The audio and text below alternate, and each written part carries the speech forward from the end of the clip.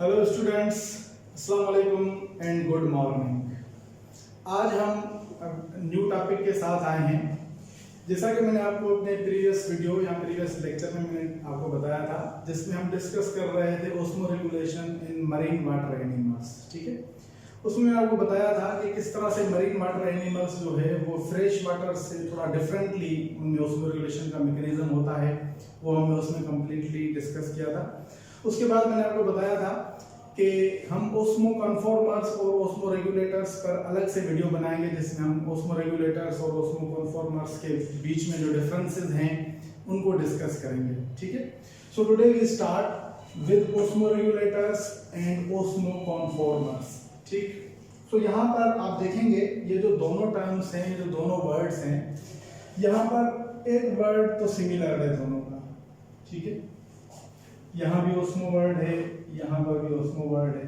ठीक है, अब ओस्मो वर्ड का क्या मतलब होता है, ये मैंने अपने उस लेक्चर में जो कि हम osmo regulation with its basic concepts में डिस्कस कर रहे थे, यानी सिमिलरली यहाँ पर हमारा जो मेन फोकस है ओस्मो वर्ड का मतलब होता है ऑस्मोटिक पोटेंशियल, यानी actually it is related with the osmo regulation. So again हम ओस्मो रेगुलेशन ही पढ़ रहे हैं। सो यहाँ पर हमारा जो मेन जो कॉन्सेप्ट है वो ओस्मो रेगुलेशन के साथ ही रिलेटेड है। So we are dealing osmo को अगर हम यहाँ पर ओस्मो रेगुलेशन कह दें तो भी सेम चीज है, ओस्मो रेगुलेशन। ठीक है, सो अब जो दो वर्ड्स बाकी बच जाते हैं, एक रेगुलेटर वर्ड है और दूसरा वर्ड है कन्फॉर्मर्स।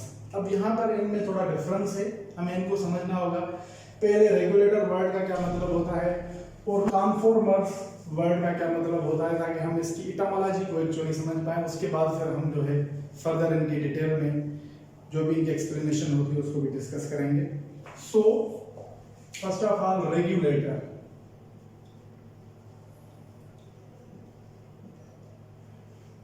रेगुलेटर्स उनको कहा जाता है जो कि अपनी बॉडी के एनवायरनमेंट को मेंटेन करें। ठीक है, in relation to the external environment, यानी एक्सटर्नल एनवायरनमेंट या एक्स्ट्रा सेलुलर फ्लूइड में से for example this is the cell. Okay, और जैसा कि मैंने आपको बताया था कि सेल के बाहर का जो फ्लूइड होता है हम उसको ECF यानी एक्स्ट्रा सेलुलर फ्लूइड कहते हैं, और जो फ्लूइड सेल के अंदर मौजूद होता है हम उसको ICF यानी इंट्रा सेलुलर फ्लूइड कहते हैं। ठीक है, so this is also in the form of solution and the fluid that is present out of this cell is also known as extracellular fluid and it is also in the form of solution। ये भी solution की form में मौजूद होता है। so regulator जो भी organism होगा वो क्या करेगा, मेंटेन करेगा अपने इंट्रासेलुलर फ्लूइड को in relation to the extracellular fluid, यानी एक्स्ट्रासेलुलर फ्लूइड में अगर कोई चेंजेस आती हैं तो उस हिसाब से वो अपने इंट्रासेलुलर फ्लूइड को एडजस्ट करेगा, यानी there will be a balance. ठीक है, बैलेंस क्यों लाजमी है ये हम पहले भी डिस्कस कर चुके हैं। सो रेगुलेटर वर्ड का मतलब होता है to maintain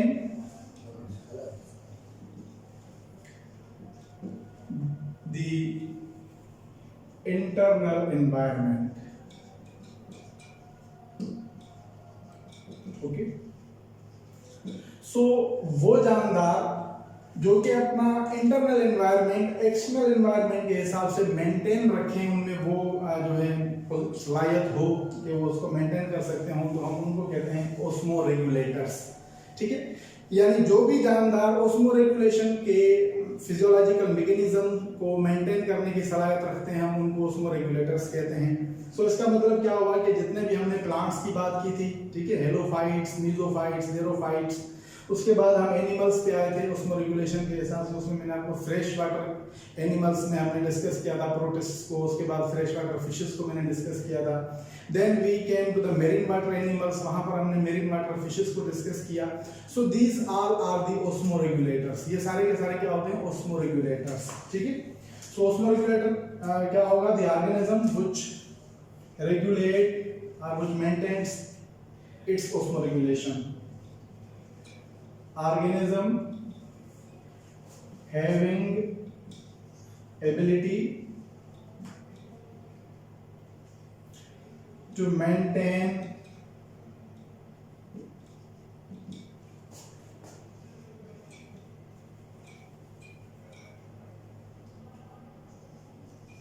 water and solute balance, okay, that is called as osmoregulator, उसको ओस्मोरेगुलेटर कहा जाता है।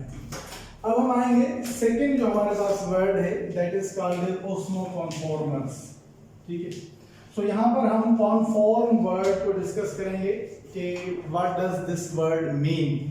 सो अगर हम यहाँ पर इसको अलग से लिखें कॉन्फॉर्मर्स को, कि कॉन्फॉर्मर वर्ड का क्या मतलब होगा, तो यहाँ पर हम लिखेंगे कॉन्फॉर्म। कॉन्फॉर्म वर्ड का मतलब होता है to adjust according to the environment, यानी जो भी एक्स्ट्रा सेल्यूलर उसका एनवायरनमेंट है, बॉडी के बाहर जो भी एनवायरनमेंट है उससे एडजस्ट करना, ठीक है, दैट इज द कॉन्फॉर्म। यानी इस ऑर्गेनिज्म के पास, ओस्मोकॉन्फॉर्मर के पास कोई भी ओस्मो रेगुलेशन का मैकेनिज्म नहीं होगा, ठीक है। Why? Because their body is isotonic to the external environment, external environment से उनकी बॉडी जो है वो आइसोटोनिक होगी, so that's why they are called as osmoconformers. So हम कॉन्फॉर्म वर्ड को यहाँ पे लिखेंगे to adjust according to the external environment, ठीक है, यानी एक्सटर्नल एनवायरनमेंट के हिसाब से ही एडजस्ट कर देना, यानी इनके पास कोई भी फिजियोलॉजिकल मैकेनिज्म नहीं होगा जो कि ओस्मो रेगुलेशन को परफॉर्म करे, so they do not actually perform osmoregulation, so osmoconformers do not perform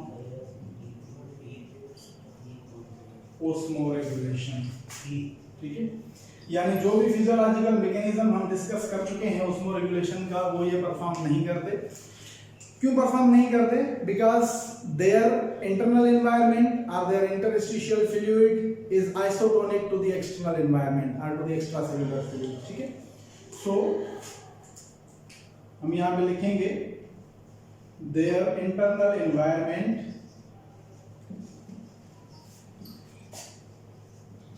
is isotonic to the external environment, ठीक है। अब यहां पर हमने डिफरेंस को देख लिया कि what is the difference between osmoregulators and osmoconformers. हमें पता चल गया कि कुछ ऐसे ऑर्गेनिजम्स होते हैं मेजॉरिटी में जो कि ओस्मो रेगुलेशन करते हैं, यानी उनके अंदर ओस्मो रेगुलेशन को मेंटेन करने का फिजियोलॉजिकल जो मैकेनिज्म होता है वो सारे का सारा अवेलेबल होता है, हम उनको ओस्मो रेगुलेटर्स कहते हैं। मैंने आपको बताया कि हम यहाँ पर जितने भी चीजें डिस्कस कर चुके हैं अभी तक, जिनमें प्लांट्स आ जाते हैं और एनिमल्स आ जाते हैं, they are all the osmoregulators, ठीक है, वो ओस्मो रेगुलेटर्स होते हैं। और उसके बाद ये जो वर्ड था हमारे पास, ये न्यू वर्ड था, that was the osmo conformer. तो हमने यहाँ पर कॉन्फॉर्म वर्ड को जस्ट मैंने डिफाइन किया है, अभी तक हम अब इसकी डिटेल में जाएंगे कि ओस्मो कॉन्फॉर्मर्स कौन कौन से होते हैं, कौन से एनवायरनमेंट में ये सर्वाइव करते हैं, ठीक है। इनको डिफाइन करने की यहाँ पर जरूरत नहीं, क्योंकि मैंने आपको बताया कि हम इनको डिस्कस कर चुके हैं already, we have already discussed. लेकिन फाइनली जब हम ओस्मो कॉन्फॉर्मर और ओस्मो रेगुलेटर के बीच में थोड़े डिफरेंस की बात करेंगे तो अगेन मैं वहां पर इस चीज को फिर बाद में डिस्कस करूंगा। So now I am moving towards the osmo conformers.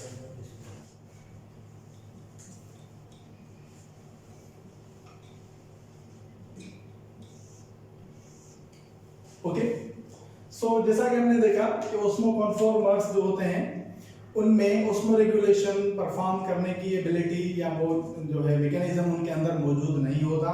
क्यों मौजूद नहीं होता? मैंने आपको बताया कि osmoconformers internal environment is isotonic to the external environment. तो अगर हम यहाँ पर लिखेंगे कि इंटरनल एनवायरनमेंट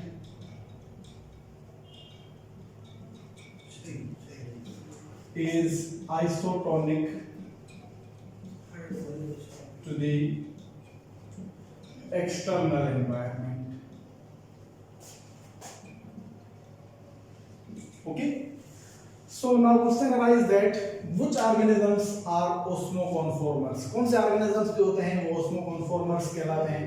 क्योंकि हमने osmo regulators को तो डिटेल में डिस्कस हम कर चुके हैं। so यहाँ पर हमारे पास मरीन इनवर्टिब्रेट्स और उसके साथ कुछ मरीन कार्टिलेजेस फिशेस जो होती हैं वो ओस्मो कॉन्फॉर्मर्स होती हैं, यानी osmoconformers finally marine water animals ही हैं। तो एक्चुअली अगर हम इनके हैबिटेट की बात करेंगे तो हैबिटेट के हिसाब से they are marine animals, so we write that they live in marine water, ठीक है, यानी ये मरीन वाटर में सरवाइव करते हैं। Marine water as you know that water that is present in the sea and oceans or estuaries, ठीक है, etc. यहाँ पर जितना भी पानी मौजूद होता है उसकी हैबिटेट के ये जानदार हैं, ठीक है। अब कौन से जो है एनिमल्स हैं, हालांकि हमने डिस्कस किया था उसमें regulation in marine water animals, वो डिफरेंट ऑर्गेनिजम्स होते हैं, ठीक है, क्योंकि उनमें उसमें रेगुलेशन परफॉर्म करने का मैकेनिज्म होता है। हालांकि ये जो ऑर्गेनिज्म होते हैं they do not have any kind of mechanism to regulate their osmoregulation, ठीक है। सो यहाँ पर हमारे पास एग्जाम्पल में, अगर हम एग्जाम्पल की बात करें कि कौन से ऑर्गेनिजम्स होंगे जो कि ऑस्मो कन्फॉर्मर्स हैं, सो हमारे पास मरीन इनवर्टिब्रेट्स, यानी all invertebrates which are present in the marine life or marine environment, they are osmoconformers, okay. Along with them cartilage fishes, ठीक है, जिनमें sharks, hag fishes and also रे फिशेस। ये जो organisms हैं, ये कार्टिलेज फिशेस हम इनको कहते हैं, they are also osmoconformers. And marine invertebrates में कौन से ऑर्गेनिजम्स आ जाएंगे, मिसाल के तौर पर अगर हम यहाँ पर बात करें, क्योंकि कार्टिलेज फिशेस को अगर हम अलग करते हैं तो यहाँ पर हमारे पास है for example we have star fish,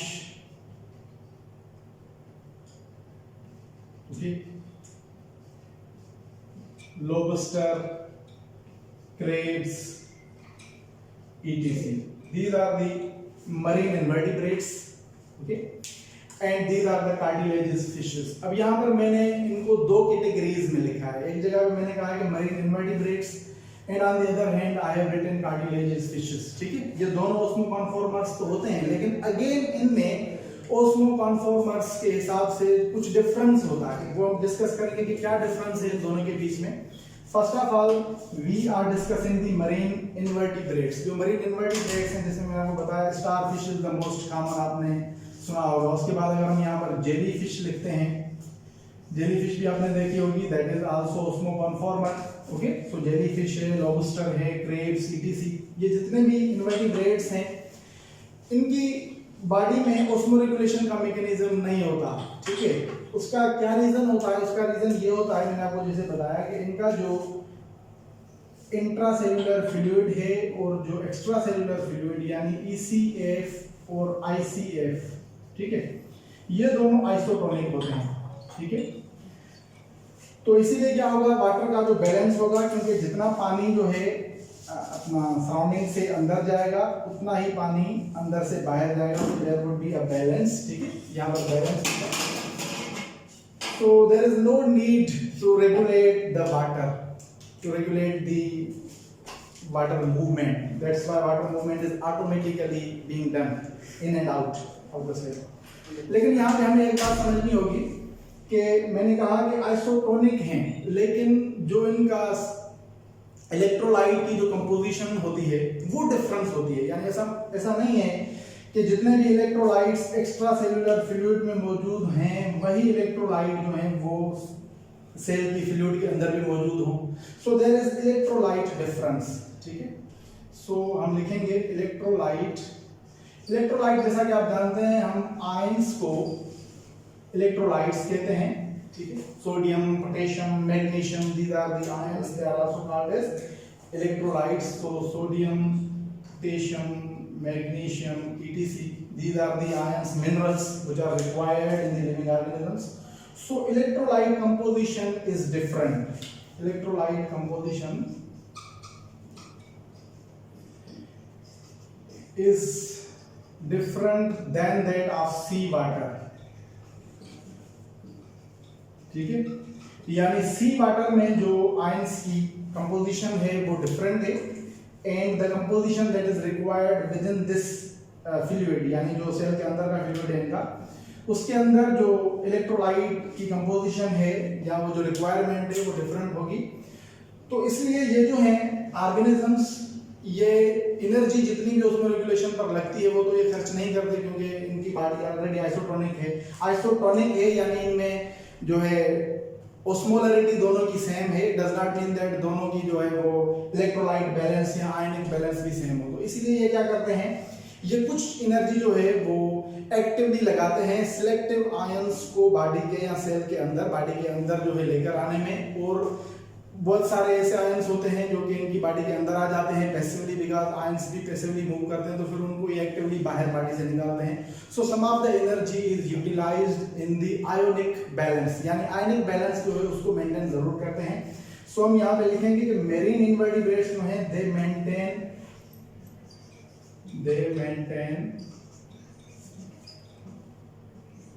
ionic balance, या अगर हम इसको इलेक्ट्रोलाइट बैलेंस भी कहें तो भी ठीक रहेगा। Electrolyte balance, okay. So some of the energy is used on this process, ठीक है। इस प्रोसेस पे थोड़ी सी एनर्जी जो है वो लगती है, क्योंकि इलेक्ट्रोलाइट का मैंने आपको बताया कि वो भी अंदर बॉडी में उनकी भी नीड होती है। They are also very important for living organism for the life processes, so therefore they have to make balance, ठीक है। so इसीलिए हम यहाँ पर लिखेंगे they utilize some energy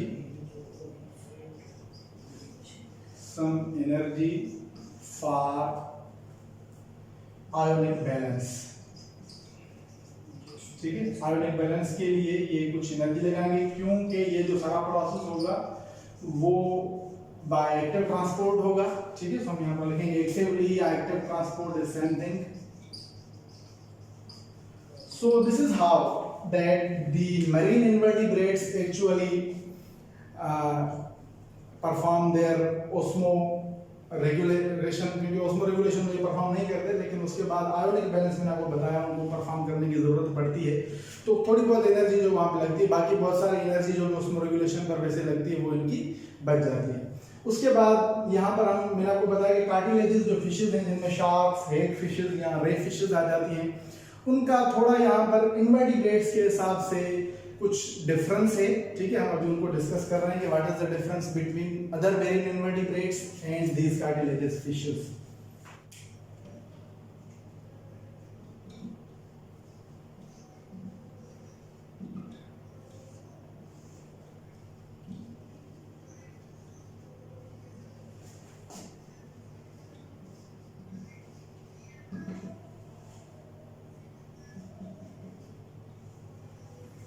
okay, so cartilages fishes जिनमें मैंने आपको बताया शार्क्स या हेग फिशेस जो है वो आ जाती हैं।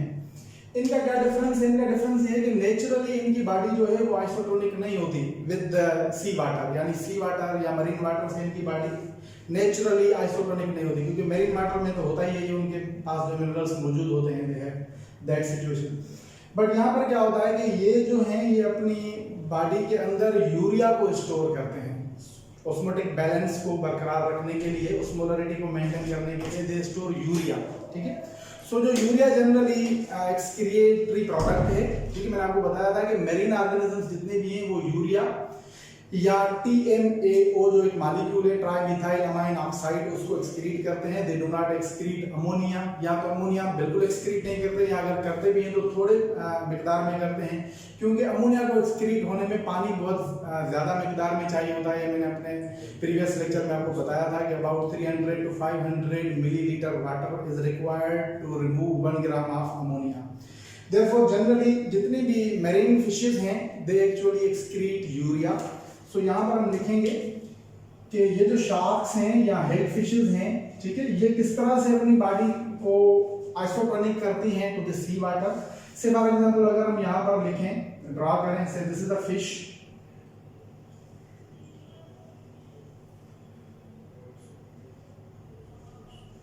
That is the marine fish, ठीक है।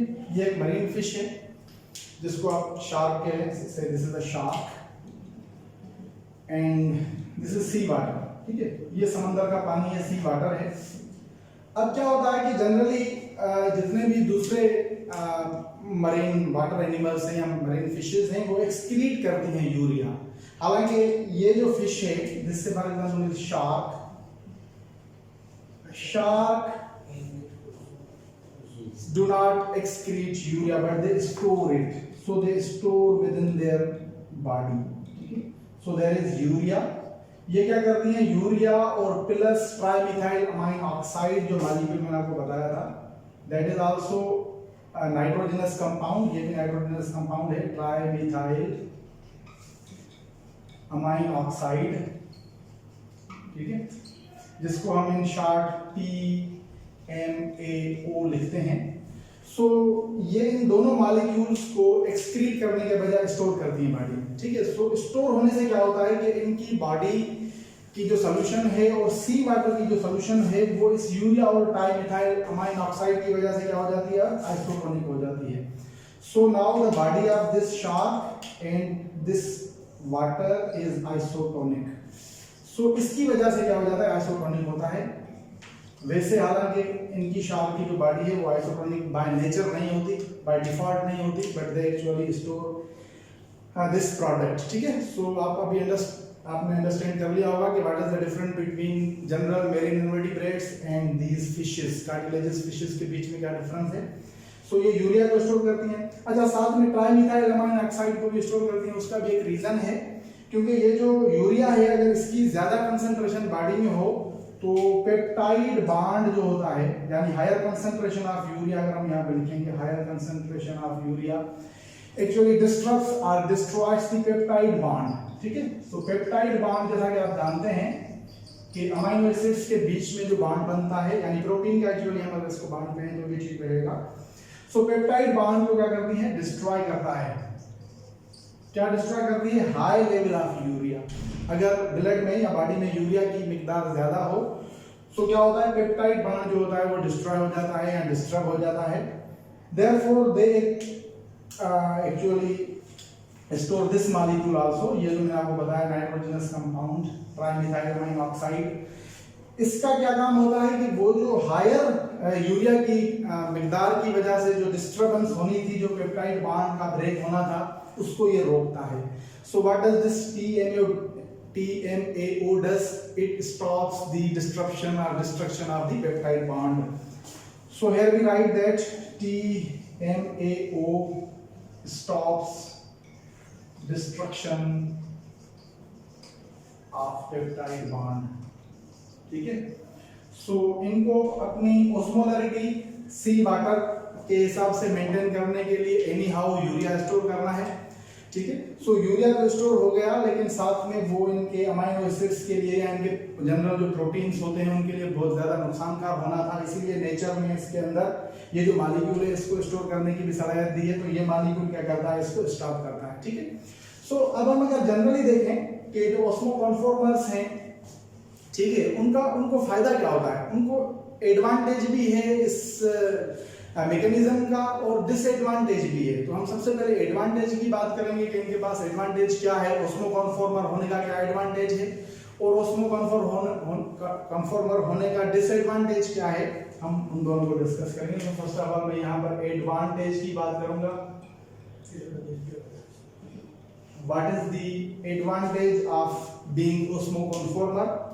ऑस्मोकॉन्फॉर्मर होने का जो मेन एडवांटेज है कि they actually preserve their energy, यानी एनर्जी को बचाते हैं, दे सेव देयर एनर्जी, ठीक है। जो एक्स्ट्रा एनर्जी उसको रेगुलेशन के मैकेनिज्म को मेंटेन करने के लिए लगती है वो ये नहीं करते। सो हम यहाँ पे लिखेंगे दे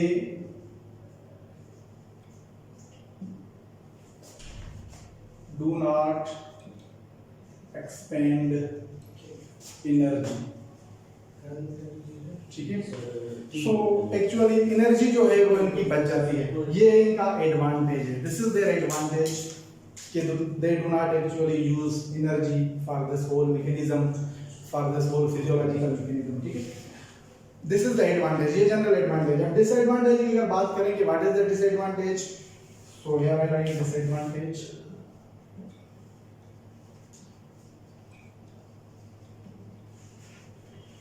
इनके साथ जो डिसएडवांटेज होता है वो ये होता है कि जनरली अगर जो सी वाटर है या जो हैबिटेट है उसकी ऑस्मोलरिटी चेंज होती रहती है, so there is always there is a chance of the osmolarity of the sea water to be changed. अगर ऑस्मोलरिटी चेंज हो गई तो फिर ये जानदार उस एनवायरनमेंट में सर्वाइव नहीं कर सकते, सो दिस इज द डिसएडवांटेज। ठीक है, फिर इनको क्या करना पड़ेगा कि वहां से भागना पड़ेगा। ठीक है, किसी ऐसी जगह पे जाना पड़ेगा जहां पर इनकी जो है वाटर बैलेंस जो सराउंडिंग का हो और इनकी बॉडी का मैच करता हो। जैसा कि हम जानते हैं थर्मो रेगुलेशन के हिसाब से फ्रॉग का आपको पता है कि फ्रॉग अपनी बॉडी का टेम्परेचर मेंटेन नहीं करता, तो वो भी थर्मो कॉन्फॉर्मर है। ठीक है, तो इसीलिए जब भी चेंज आती है एनवायरनमेंट में तो वो उससे जो है वो भागने की कोशिश करता है। हमारी तरह वहाँ पे रह के उसको फेस नहीं करता क्योंकि उसमें कोई मैकेनिज्म नहीं है, तो इसीलिए वो किसी ऐसे एनवायरनमेंट में जाता है, ऐसी जगह पे जाता है जहाँ पर वो उसका बॉडी का टेम्परेचर और सराउंडिंग का टेम्परेचर जो है वो एडजस्ट हो सके। सो this is the disadvantage that the area where the organisms are living, ठीक है, वो चेंज हो सकता है। अगर वो चेंज हो गया तो फिर इनके लिए बहुत बड़ा प्रॉब्लम होगा, इवन इट कॉजेस डेथ। और मोस्टली वो जानदार जो अगर एस्टुरीज में रहते हैं और वो उसमें कॉन्फॉर्मर्स हैं, तो आपको पता है कि वो एस्टुरीज का जो है वो ऑस्मोटिक बैलेंस या उनकी जो है साल्ट की कंसंट्रेशन या मिनरल बैलेंस जो वो चेंज होता रहता है, तो इसीलिए वो वहां पर एस्टुरीज में तो सर्वाइव कर ही नहीं सकते। ठीक है, या जनरली अगर वाटर में कहीं भी किसी भी एनवायरनमेंट में वो सर्वाइव कर रहे हैं और वहां पर चेंज हो गई तो फिर ये ऑर्गेनिजम्स वहां पर बिल्कुल भी सर्वाइव नहीं कर सकते। इनको भागना पड़ेगा, इनको किसी दूसरे एनवायरनमेंट में किसी दूसरी जगह जो है वो सर्वाइवल के लिए जाना पड़ेगा। सो दिस इज द डिसएडवांटेज, ये इनके पास जो है वो डिसएडवांटेज है। So what is the disadvantage? That the osmolarity of marine water may be changed. So change in osmolarity of marine water becomes harmful. ठीक है, सो वो इनके लिए हार्मफुल हो सकती है। तो therefore this is the disadvantage. अगर यहाँ पर ओस्मो रेगुलेटर जितने भी होंगे उनके लिए कोई प्रॉब्लम नहीं है। अगर ओस्मोलरिटी आगे पीछे जितनी भी होती है उनके पास नेचुरल एबिलिटी है, वो उसको मेंटेन कर लेंगे, एनर्जी लगा के, there is no problem. But they have actually no mechanism, उनके पास मैकेनिज्म नहीं होता। So this is the disadvantage of the osmoconformers. So hopefully आपको ये सारी चीजें समझ में आ गई होगी कि ओस्मो कॉन्फॉर्मर्स और ओस्मो रेगुलेटर्स क्या होते हैं। उसके बाद मैंने आपको बताया कि ओस्मो कॉन्फॉर्मर्स जो होते हैं वो जनरली मरीन वाटर एनवायरनमेंट में ही सर्वाइव करते हैं। ठीक है, वहाँ पर उनकी बॉडी का जो एक्चुअली एनवायरनमेंट होता है या उनके इंट्रासेल्युलर जो फ्लूइड होता है वो एक्स्ट्रा सेल्युलर फ्लूइड के साथ आइसोटोनिक होता है। फिर हमने देखा कि यहाँ पर भी दो कंडीशंस हैं। कुछ ऑर्गेनिजम्स जो हैं वो इन्वर्टिब्रेट्स हैं, वो मैंने आपको बताया they are generally isotonic by nature by default, but लेकिन उनके पास थोड़ा बहुत साल्ट को बैलेंस करने का, इलेक्ट्रोलाइट बैलेंस करने के लिए वो एनर्जी लगाते हैं एक्टिवली। कुछ साल्ट को बॉडी के अंदर लाते हैं, कुछ को बॉडी से बाहर या सेल के बाहर जो उनको एक्सक्रीट करते हैं। ठीक है, then we discussed about these cartilaginous fishes. यहाँ पर मैंने आपको बताया कि ये यूरिया को ट्राइमिथाइल अमाइन ऑक्साइड को स्टोर करती हैं। So in order to get the isotonic condition को पूरा करने के लिए वो इस चीज का इस्तेमाल करती हैं। ठीक है, सो यहाँ पर ये ओस्मो रेगुलेशन नहीं करती, जस्ट उसको एक्सक्रीट करने के बजाय क्या करेंगी, स्टोर करेंगी। Then we discuss the advantages and disadvantages of being osmoconformers. So this was all about. Hopefully in the next video or in the next lecture we will start our next topic, that is excretion. So homeostasis में मैंने आपको बताया था कि 3 mechanisms को हम discuss करेंगे, जिसमें सबसे पहला osmoregulation, then excretion and then finally thermoregulation. So we have completed osmoregulation here. यहाँ पर हमने osmoregulation को complete कर लिया, plant से लेकर fresh water, then up to the marine water, then finally to the osmoconformers. Now in the next video or in the next lecture we will discuss the excretion, that what is the excretion and how actually excretion is done or maintained by the organism. So till then, bye bye, thank you.